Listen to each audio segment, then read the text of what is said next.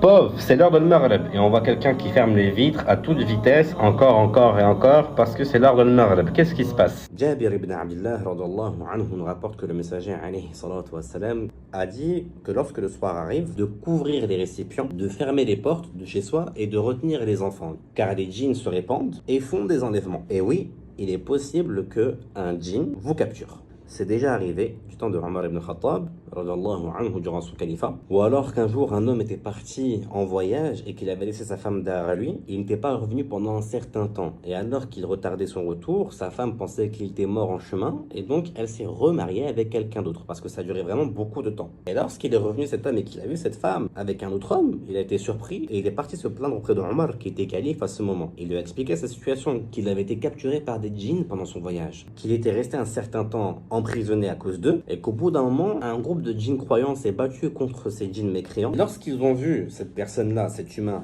emprisonné, ils ont compris qu'il n'avait rien à faire ici, et ils l'ont donc ramené chez lui. Et Omar lui avait dit que si son histoire était vraie, il devait quand même laisser sa femme avec ce nouvel homme, car le temps d'absence qu'il y avait entre le moment de son départ et son retour justifiait le fait qu'elle était en droit de se marier avec quelqu'un d'autre.